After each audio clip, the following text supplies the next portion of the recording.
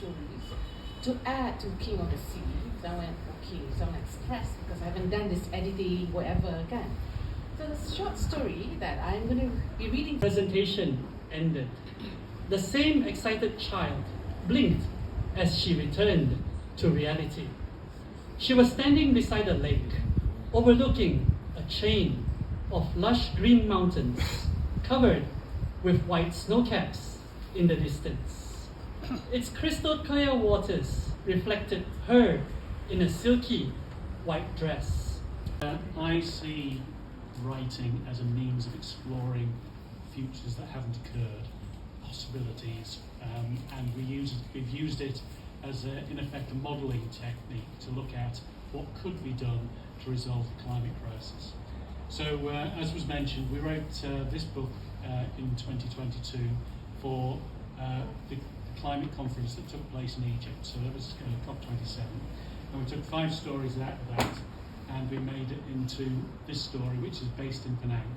So it follows the life of a young Malaysian lady as she starts as an engineer on a massive climate adaptation project, and it illustrates the scale of what needs to be done.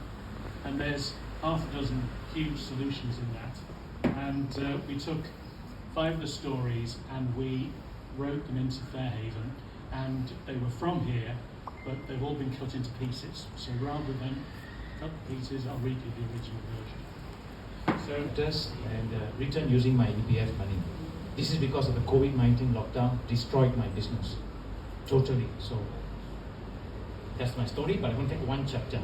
So today I can say that no credential can come close to lived experience. First time a Malaysian have written a book openly, daringly on depression.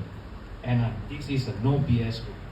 Right, so I'm going to start now. 10 minutes right now? Is it okay? No, already started. Oh, I had no idea that it was going to be published. I wrote it when it was the pandemic, and I was looking at my son who was with me at the time, and I was like, wow, you need to know about me, your mother. If anything should happen, we should all die. You've got some, you've got some memory of me. So this book was written called Life's a Stage, because life's a stage. I think I'm on the stage, but also life happens in stages, right? So I thought it was a quirky title, and I'm so glad that it actually it was just send it to somebody and publish it in Singapore, Marshall Cavendish, and they said, okay, we'll publish it. So these are snippets of things that I've learned in the many decades that I've been alive, and the different lessons in the different decades. So this one is the first 10 years of my life. Next, closer. Okay. Just want to know how many of you live in a condominium. So about half. So you all can relate to it. Those who live in a condo. So the chapter I'm going to read is when the chairman of the management committee, he throws a dinner party to welcome a new resident, and it also happens to be his 8th wedding anniversary.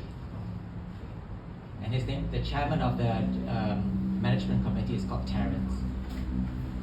Chapter 31. Standing on the intermediate landing of the curved marble staircase, Terence gently tapped a fork against his crystal champagne glass, which was half full. All the guests had been ushered to the black and white checkered marble floored foyer right in front of the staircase. The pianist, who was tinkling the ivories with an